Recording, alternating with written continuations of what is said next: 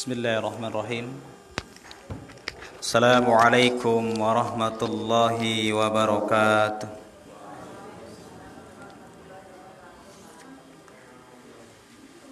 Innal hamdalillah nahmaduhu wa nasta'inuhu wa nastaghfiruh wa na'udzu billahi min shururi anfusina wa min sayyiati a'malina. May yahdihillahu fala mudilla lahu ومن يضلله فلا هادي له إلا يوم الدين أما بعد يا أيها الذين آمنوا اتقوا الله حق تقاته ولا تموتن إلا وأنتم مسلمون فإن أصدق الحديث كتاب الله وخير الهدي هدي محمد صلى الله عليه وسلم وشر الأمور محدثاتها وكل محدثة بدعة wa kullu bid'atin dhalalah wa kullu dhalalatin finnar.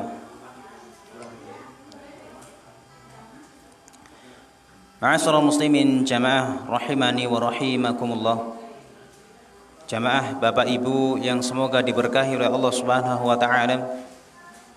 Marilah kita panjatkan puji syukur kita kepada Allah Subhanahu wa taala yang telah memberikan kenikmatan kepada kita semua, sehingga Allah mudahkan kita untuk menggerakkan seluruh anggota badan kita menuju rumah Allah yang mulia ini, yaitu dalam rangka sholat berjamaah sekaligus taklim rutin.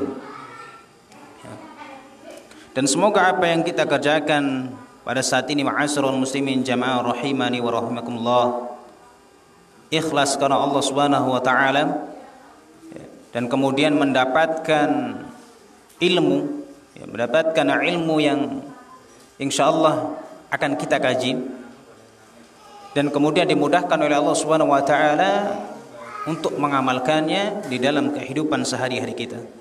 Amin ya rabbal alamin. Salawat serta salam tak lupa kita sanjungkan kepada Nabi kita, Nabi Taala dan kita Nabi Muhammad sallallahu alaihi wasallam. Dan semoga kita termasuk umatnya yang diakui oleh beliau dan mendapatkan syafaat di yaumul qiyamah. Amin ya rabbal alamin.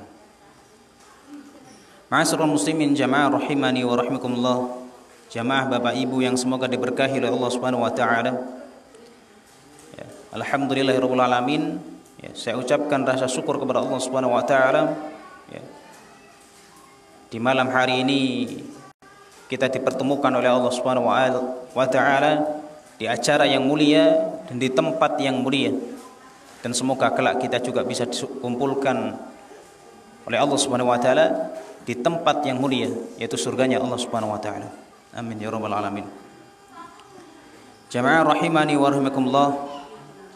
Insyaallah di malam hari ini kita akan membahas salah satu materi, dan semoga materi ini bisa kita cerna bersama, bisa kita pahami bersama, dan semoga kita bisa mengamalkan di dalam kehidupan sehari-hari kita. Mungkin yang bapak-bapak ataupun ibu-ibu yang sudah pernah dengar dengan kajian ini, hitung-hitung ini memurojaah, mengulang kembali. Karena kalau saya Pak, Bu, karena ini masih satu tempat,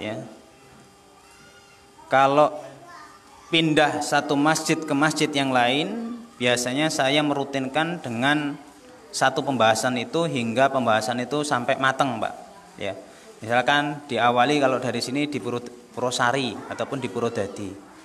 Saya di Purwodadi masih satu materi, nanti ke Purwosari satu materi, nanti ke sini satu materi, bahkan di tempat lain biasanya saya satu materi dalam 1 bulan. Nah nanti kalau 1 bulan lagi saya ganti materi. Jadi kalau panjenengan ngapunten sangat mungkin yang ngikut ke Purwodadi, ke cabang ke ranting Al-Huda misalkan, ataupun ranting Purwosari, kemudian ranting sini, mungkin kalau kajian saya masih sama Pak, materinya. Namun mari kita niatkan bersama untuk betul-betul mencari ilmu, dan panjenengan ketika memang ngikutin kajian itu pas waktunya jadwalnya saya mungkin mateng Pak dengan materi itu. Apalagi kalau 3 tempat sekaligus dengan materi yang sama, insya Allah paham insyaallah. Ya. Nah, kalau di sini mungkin ini materi yang sudah saya sampaikan di Purwosari, Pak. Ya. Mungkin teman-teman yang dari Purwosari ataupun yang ngikutin kajian di Masjid Purwosari insyaallah sudah dengar ini. Kalau yang belum, kita mari simak bareng-bareng dan semoga panjenengan sedaya dan saya dipahamkan oleh Allah Subhanahu wa taala, ya. Tentunya Bu, Pak, ini ibu-ibu dan para adik-adik sekalian, kalau kita pengen dipahamkan sama Allah Subhanahu wa taala tentang materi kajian yang kita bahas pada malam hari ini ataupun di kajian-kajian di hari-hari yang berikutnya ataupun ustadz-ustadz yang lainnya, ya, tentunya kita harus pertama sami'na, walaupun kita nggak melihat, yaitu mendengar, didengarkan. Karena dengan mendengar, insya Allah kita akan dimudahkan oleh Allah Subhanahu wa taala naik ke tingkat selanjutnya, yaitu akan dipahamkan. Setelah dia dipahamkan, maka akan dinaikkan lagi oleh Allah Subhanahu wa taala, dimudahkan untuk mengamalkannya. Tetapi kalau dia nggak mau mendengarkan, ya, ngobrol sendiri di belakang, berisik sendiri, dia berangkat dapat pahala, Pak, Bu, tetapi tidak dapat apa? Ilmunya. Bahkan ketika pulang pun dia tidak akan tahu, ya, ilmu yang dibahas pada waktu pengajian. Sehingga apa? Dia pun tidak akan bisa mengamalkannya. Ya. Maka hendaknya Pak Bu, ya, mungkin yang ibu-ibunya ataupun adik-adiknya, monggo, bukan hanya saya, ya, sebagai pemateri, namun materi-materi ataupun pemateri-pemateri berikutnya hendaknya didengarkan agar paham, ya. Jadi bukan hanya dapat pahala tapi dapat ilmunya. Baik, ma'asyiral muslimin jamaah rahimani wa rahimakumullah yang semoga dirahmati oleh Allah Subhanahu wa taala. Di kesempatan hari ini insyaallah kita akan membahas tentang yaitu hamba yang mana hamba ini tentunya dirindukan surga. Jadi hamba yang dirindukan surga, ya. Jadi seseorang yang dirindukan surga, Pak Bu. Panjenengan gelem ora Bu dirindukan oleh surga? Gelem apa ora Bu? Gelem. Bapak-bapaknya gelem ora kira-kira? Dirindukna ning ngaring surga. Udu janda, Pak, tapi surga. Gelem ya insyaallah, ya. Nah, insyaallah gelem, ya. Biasanya secara umum kita sebagai manusia yang merindukan surga. Nggih, Bu, Pak? Ya. Biasanya kita, Pak, Bu, sebagai manusia yang merindukan surga.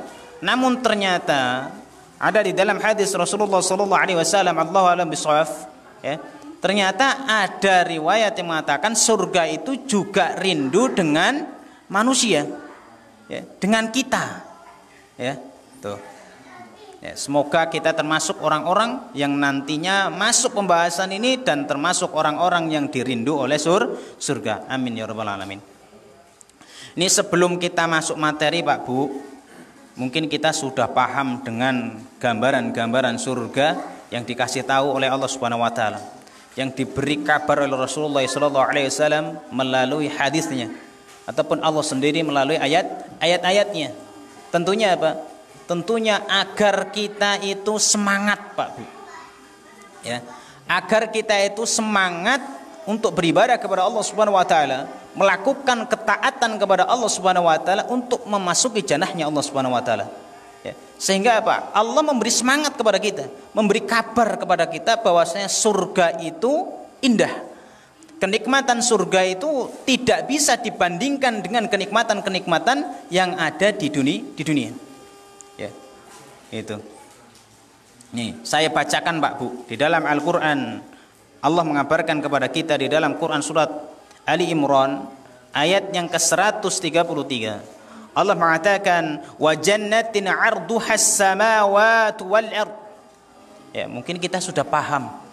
Allah memberitahu sama kita Ya, kata Allah, surga itu ya, nanti akan diberikan oleh orang yang beriman, yang mana surganya itu seluas langit dan bumi, Pak.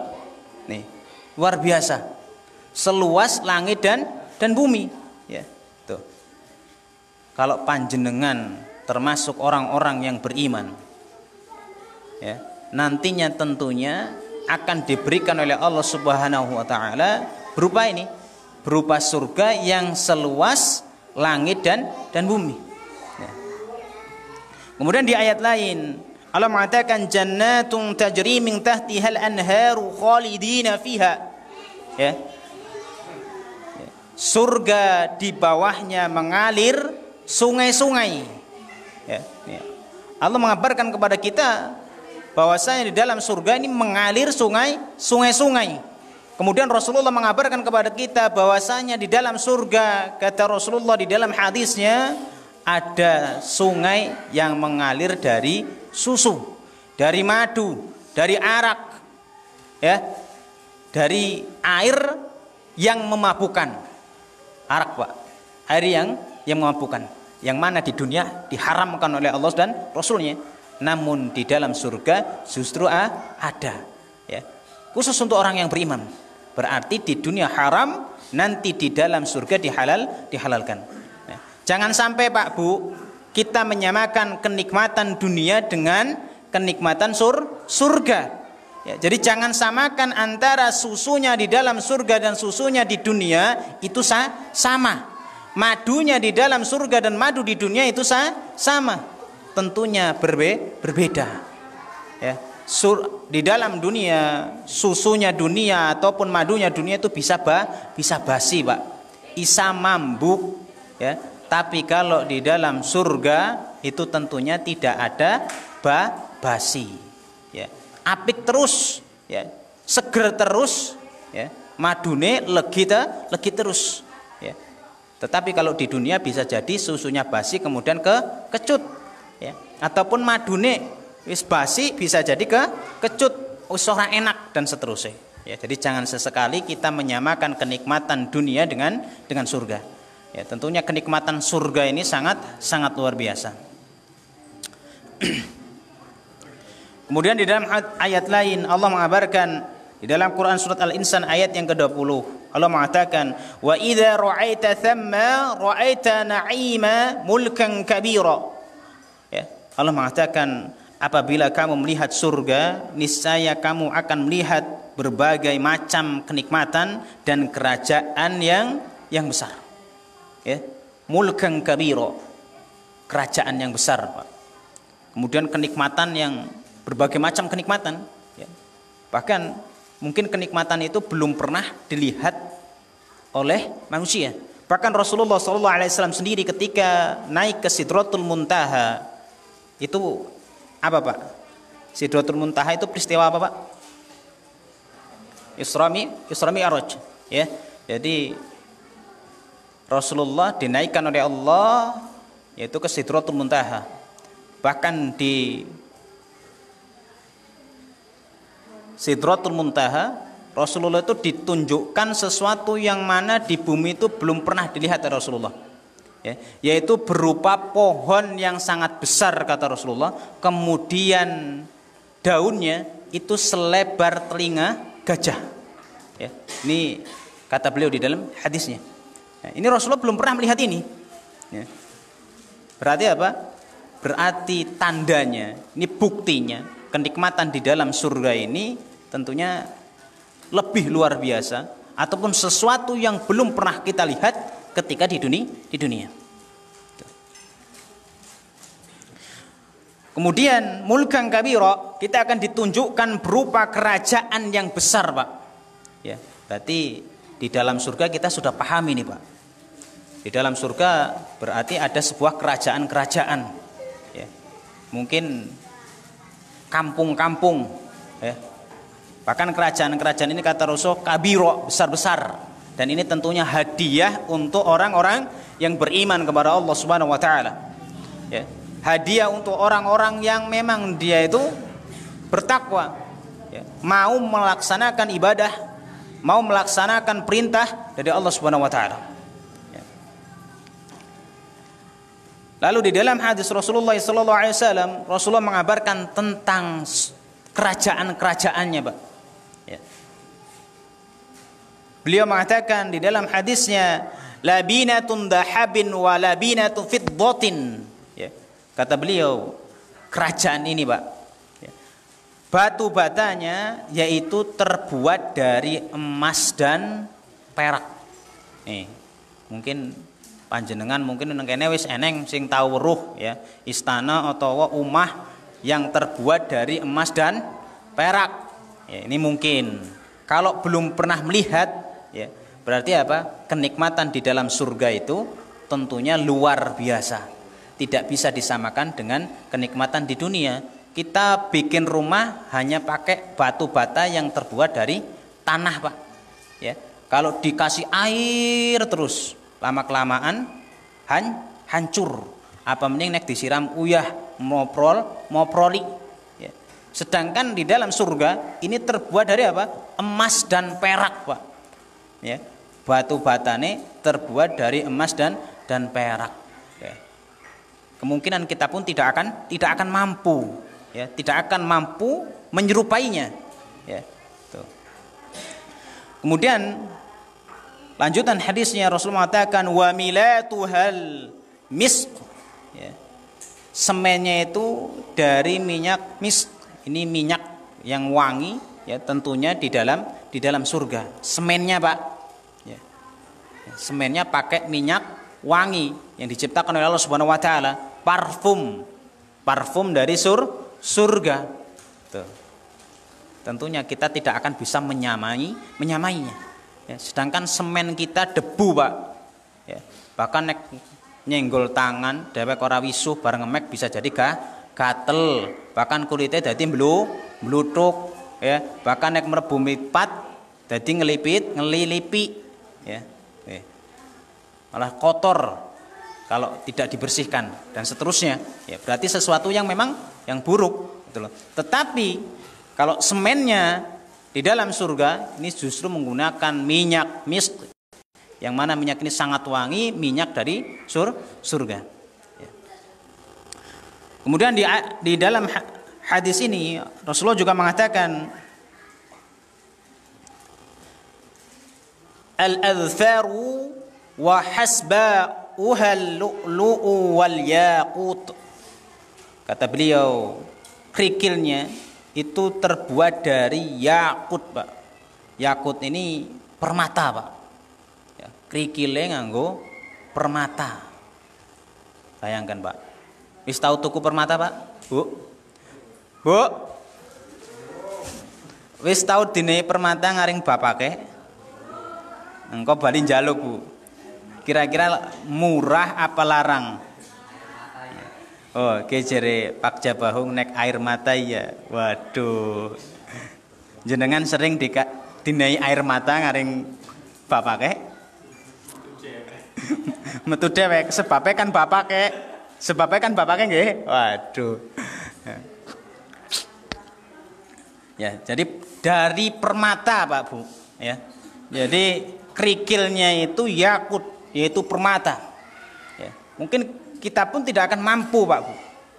Kerikil yang kita pakai itu batu, ya, batu kecil-kecil yang disebut dengan kerikil, ya, ngecor dan seterusnya, ya.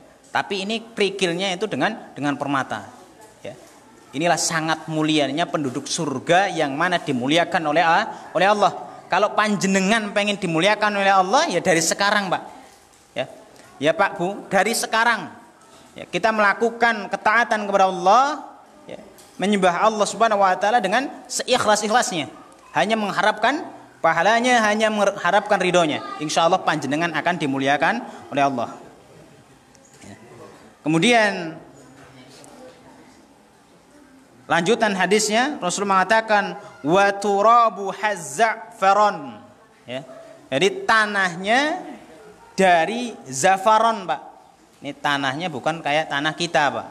Ya, ini tanahnya dari zafaron. Kalau zafaron ini diartikan dalam bahasa Arab, ini bunga yang berwarna keemasan, ya, bunga yang berwarna keemasan. Ini kalau diartikan dalam bahasa Arab zafaron.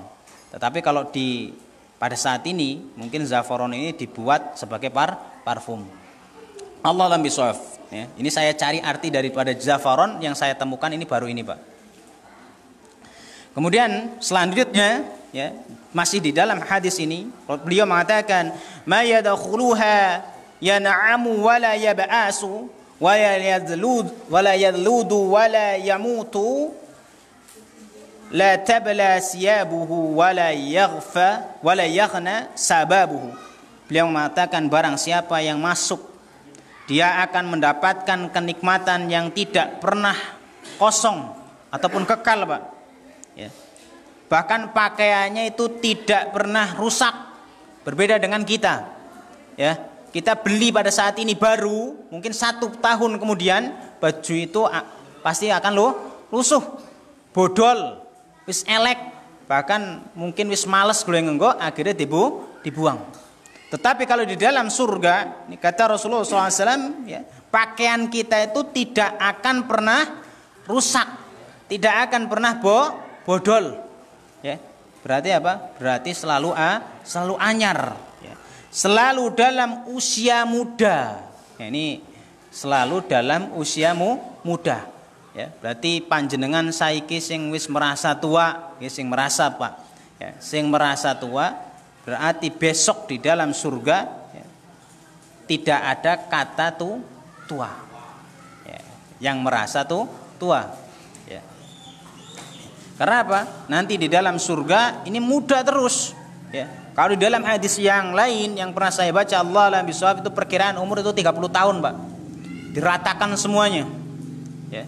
Bahkan yang tadinya cacat di dunia, maka disempurnakan oleh Allah Subhanahu wa taala. Bahkan yang dia mandul di dunia, dia akan diberi anak di dalam surga. Ya.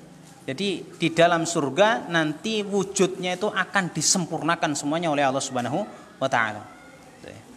Jadi ketika panjenengan di dunia dengan keadaan yang mungkin panjenengan enggak sukai, ya, mungkin dengan fisik, ya, yang panjenengan miliki, ingat bahwasanya apa yang diberikan oleh Allah Subhanahu wa taala itulah yang terbaik untuk kita.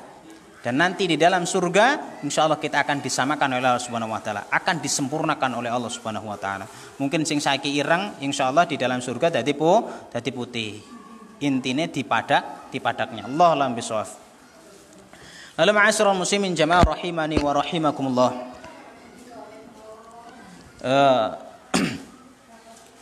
Kita masuk ke pembahasan kita, ya.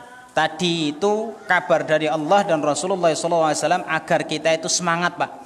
Ketika kita sudah semangat, sudah paham dengan kabar yang dikabari oleh Allah dan Rasulnya tentang keadaan surga, tentunya kita harus semangat, Pak. Wis krungu kabar seharusnya semangat. Walaupun ini sesuatu yang gaib, Pak, yang belum pernah kita lihat.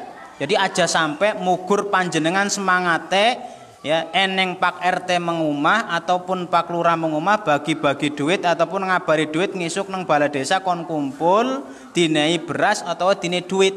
Iku sebuah kabar jenengan wis saking semangate, oh alhamdulillah langsung panjenengan metu ngumah barang wis bali Pak RT-ne atau Pak Lurahe ngomong-ngomong karo tanggane, aku ditekani Pak Lurah karo Pak RT ngabari aku ngisuk kon mang balai desa kon njukut beras karo duit. Nah, iki mbene Pak RT, ya, wis semangat nang balai desa kon njukut duit karo beras. Nah, seharusnya kita sebagai kaum muslimin dengan kabar dari Allah dan Rasulnya harus lebih semangat lagi. Karena apa? Ada imbalan. Ya, jadi orang sia-sia, Pak. Orang percuma. Ya, jadi ada imbalannya. Kalau panjenengan taat sama Allah dan Rasulnya itu ada imbalannya. Imbalannya surga. Yang mana surga ini sudah dikabari oleh Rasulullah SAW tentang kenikmatan-kenikmatan di dalamnya. Ya. Nah, ini amalan, Pak. Amalannya kita melanjutkan ketika kita sudah semangat, ya, dengan kabarnya Rasulullah, ya, kita akan melakukan sebuah amalan yang mana amalan ini akan dirindukan oleh surga. Rasulullah mengatakan di dalam hadisnya al jannatu mustaqatun, ya, ila arba'ati nafarin. Ya. Beliau mengatakan surga itu merindukan 4 golongan. Ya. Surga itu merindukan berapa golongan, Bu? Berapa golongan, Bu? Ibu-ibunya rame dewek kayaknya gila. Ya. Jadi surga itu merindukan empat golongan. Yang pertama talil Quran. Ini orang yang gemar membaca Al-Quran. Yang pertama orang yang gemar membaca Al-Quran. Nah ini tentunya yang tahu kita sendiri Pak Bu. Kira-kira panjenengan setiap hari sudah belum meluangkan waktunya mungkin 5 menit, 10 menit untuk membaca Al-Quran. Ya, jangan sampai kita disibukkan dengan perkara-perkara dunia, kemudian kita lupa dengan perkara akhirat. Ya, kita berjam-jam mungkin pegang HP, berjam-jam ngobrol sama kawan yang mungkin itu perkara mubah ataupun perkara maksiat bisa jadi. Ya, ataupun kita melakukan pekerjaan berjam-jam ataupun 1 hari hanya untuk perkara dunia.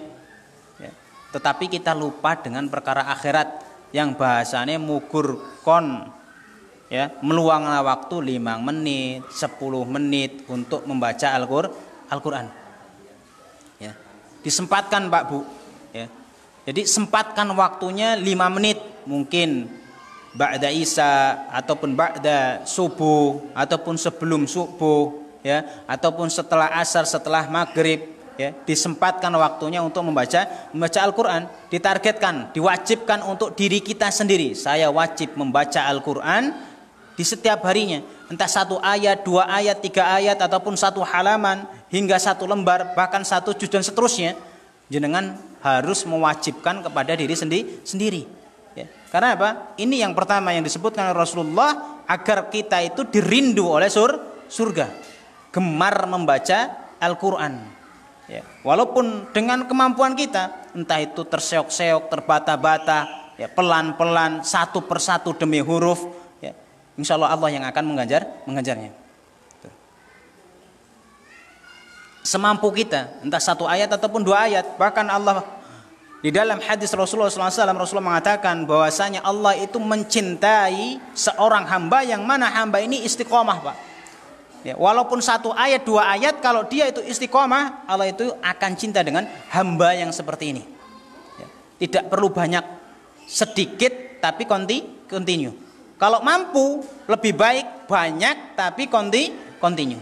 Banyak istiqomah. Itu yang tentunya lebih dicintai oleh Allah Subhanahu wa taala.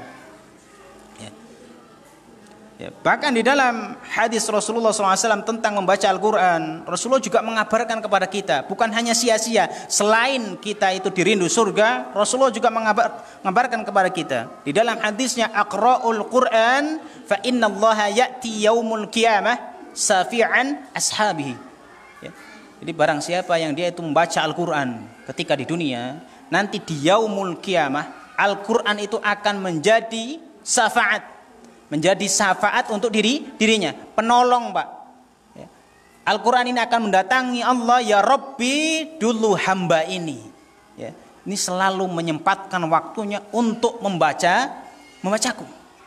Ya. Untuk membaca firman-Mu, kalam-Mu.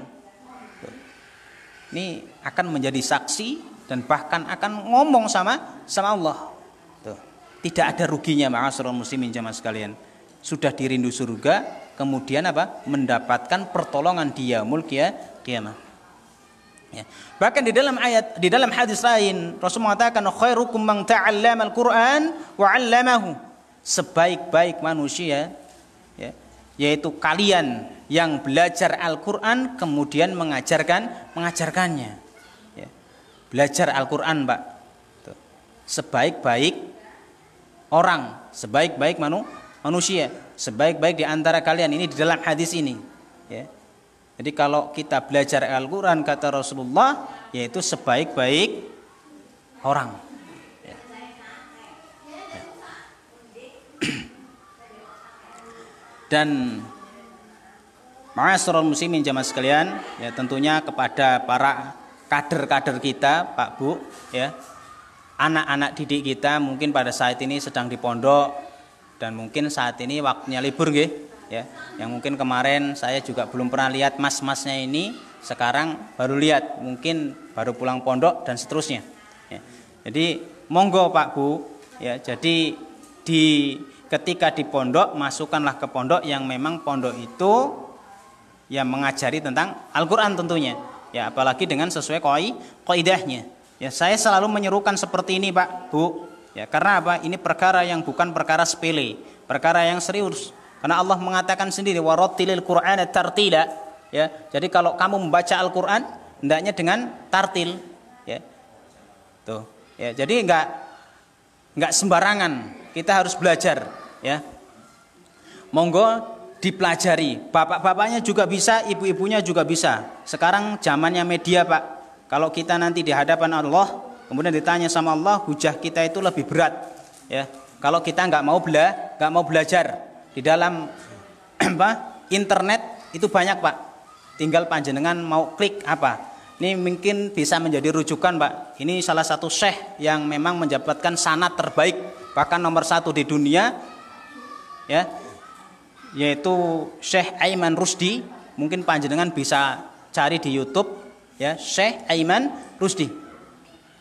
Ini beliau juga mengajarkan dari huruf alif hingga huruf ya, ya, semuanya. Kemudian surat Al-Fatihah dan surat-surat yang lainnya, ya.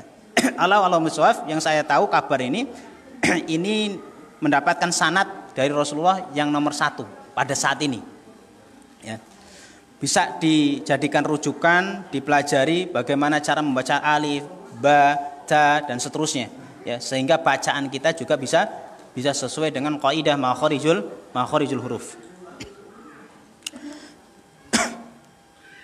Kemudian yang kedua Pak Bu, yang pertama tadi orang yang gemar membaca Al-Quran, orang yang akan dirindu oleh surga. Kemudian yang kedua, orang yang akan dirindu oleh surga, wahafidil lisan. Ini wahafidil lisan ini adalah orang yang menjaga lisan. Nih, ya. Mungkin panjenengan sudah paham lah insyaallah, ya, bahwasanya lisan ini sesuatu yang kecil, ya, bahkan tanpa tulang, ini bisa Pak membawa kita ke dalam jannah dan bisa membawa kita ke dalam neraka, ya. Bahkan dengan lisan ini kita bisa dihargai oleh orang lain, dihormati oleh orang lain, dimuliakan oleh Allah dan manusia. Dan bahkan sebaliknya, kita bisa dihinakan oleh Allah dan manusia, bahkan kita bisa direndahkan serendah-rendahnya oleh manusia. Karena lisan kita. Tinggal kita mau bagaimana memanfaatkannya. Bahkan ulama pun, ma'asyiral muslimin jamaah sekalian, ya. Bahkan bukan hanya para ulama, bahkan Rasulullah pun sangat mewanti-wanti tentang lisan, ya, agar kita itu menjaga lisan kita, ya. Bahkan Imam Syafi'i sendiri mengatakan, ya, kalau setiap muslim ketika mau ngomong tolong dipikir dulu, dicerna dulu, kira-kira omongannya itu menyakiti orang lain atau tidak, kira-kira omongannya itu memasukkan jannah ataupun memasukkan neraka, ya. Ini dipikir dulu ketika mau ngomong, ya. Bahkan ada seseorang yang bertanya kepada Rasulullah SAW di dalam hadisnya, ayil muslimin khairan, ya, siapakah orang muslim yang paling baik ya Rasulullah? Kemudian Rasulullah mengatakan, qala man salimal muslimuna min lisanihi wa yahdihi, ya. Beliau menjawab, seseorang muslim, ya, orang muslim, ya, yang mana orang muslim lainnya ini selamat dari gangguan tangan dan lisannya. Tuh, ya. Jadi orang muslim lain itu jauh daripada gangguan lisan kita ataupun tangan kita, ya. Jadi orang lain, muslim yang lain itu tidak tersakiti dengan lisan kita dan tangan kita, itulah orang yang baik, orang muslim yang terbaik kata Rasulullah. Ya. Bahkan di dalam hadis lain, ketika seseorang yang ngomong nih, sahabat yang ngomong sama Rasulullah, ya Rasulullah, bagaimana kalau ada seorang ahli ibadah? Kalau bahasa Arab itu abid, ahli ibadah, Pak. Ya.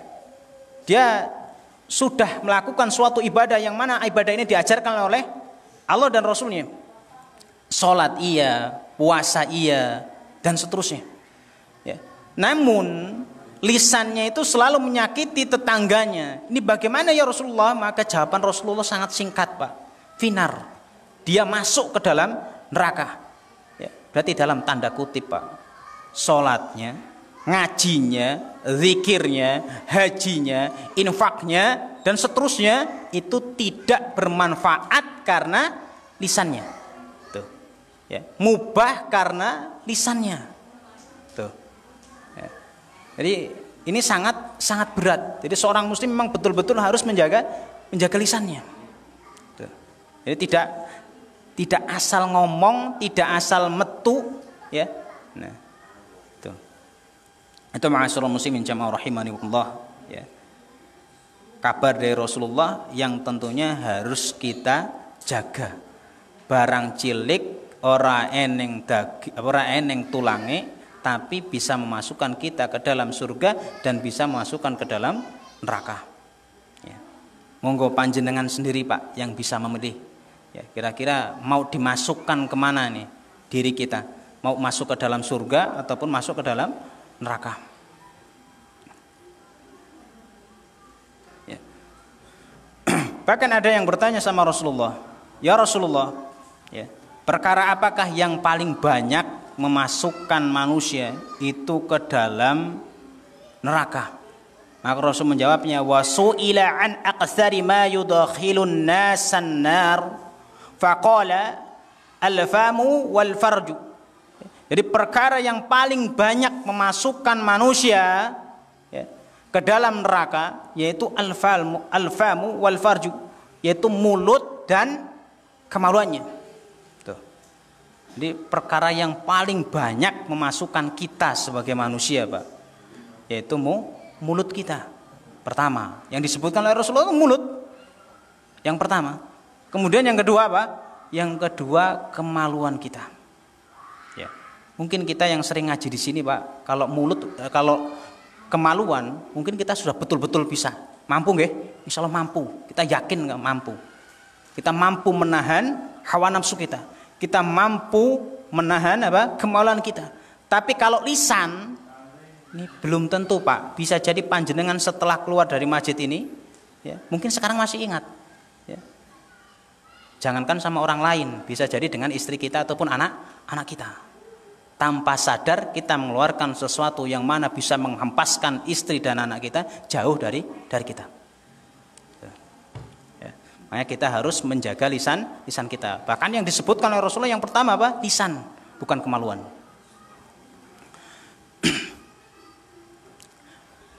Saya lanjutkan yang ketiga, Pak. Kita singkat yang ketiga. Ya. Yang ketiga itu perkara yang bisa masukkan kita ke dalam surga, yaitu wa mud'aimil ji'an, Pak. Yaitu memberi makan orang yang lapar, ataupun bahasa lain ya senang sodakoh, dermawan. Contoh misalkan pada saat ini nih, Bu, Pak, ya, panjenengan mungkin melihat di depan panjenengan eneng pacitan. Nah, ini tentunya ketika momen-momen seperti ini panjenengan sebagai bapak terus ibunya, ya, harusnya memberi semangat ibunya.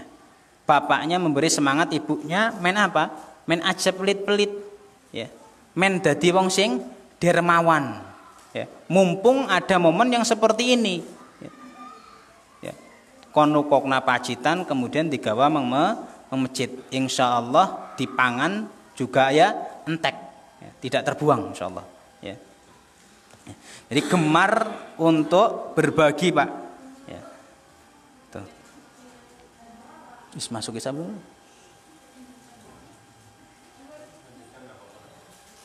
Wah, lewat didik ya. Ya Ustaz. Ya, Pak Insya Allah sudah masuk ya. Jadi ini yang ketiga Pak. Saya percepat ya Pak ya. Ini yang ketiga. Jadi senang sodakoh. Bahkan ini pun sifat yang dicontohkan oleh Rasulullah Sallallahu Alaihi Wasallam. Ini Rasulullah pun sangat gemar Pak. Bahkan di dalam hadisnya ketika bulan Ramadan ya, itu seperti apa? Seperti angin, kencangnya itu seperti angin Rasulullah ketika berbagi. Ya, sangat dermawan. Ya, bahkan ya, mungkin sudah pernah saya ceritakan kepada panjenengan sebuah riwayat yang mana Aisyah itu diperintahkan untuk untuk memasak satu ekor kambing, yang disisakan sama Rasulullah itu cuma paha.